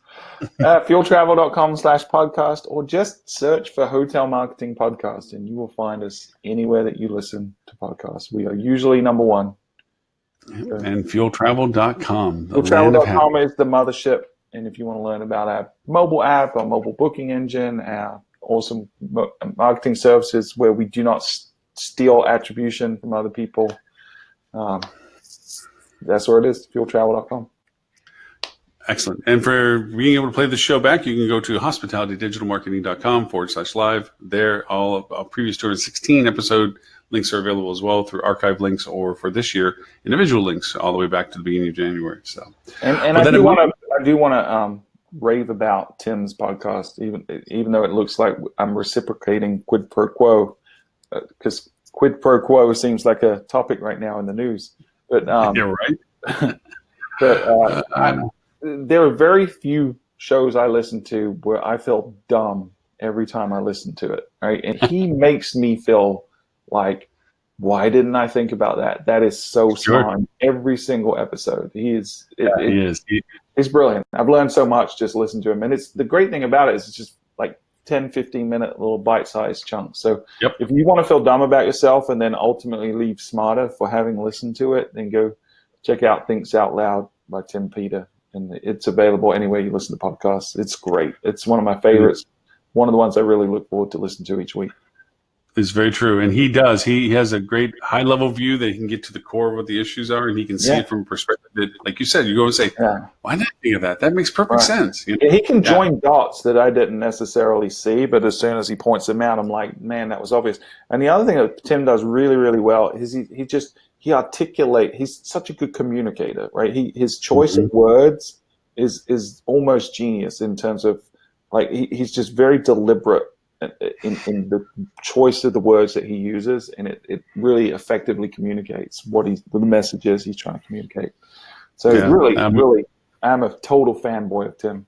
Total fanboy. Oh yeah, no, I'm with you on that one. And then if you ever get the chance to see him run a panel or something, it's funny. I was in the back of the room when he was moderating a panel, and everybody was like, man, he is so good at that, because he gets great information out of his panel without him having to talk a lot. Right. He does a great job of being able to, like I said, articulate exactly what he's trying to get to, and he brings the conversation out of these people phenomenally well. He is it, right? Which is what a moderator of a panel should do. They shouldn't, because a lot of, they get up there and think it's about them, and they want to give their wisdom, and he extracts it from the people there, or coaches them to get to the point that he could easily have made, but that was not his role. So he does a great job there. Yeah. All right. Oh, fanboy list. All right. Yeah. Stuart, thank you very much. Thank you for everyone else watching this or on the live version and on the replays if you play it back. And we will see you for episode 217 next week, 11:30 Eastern, 10:30 Central on Friday. Till then, bye, everybody. Hi, guys.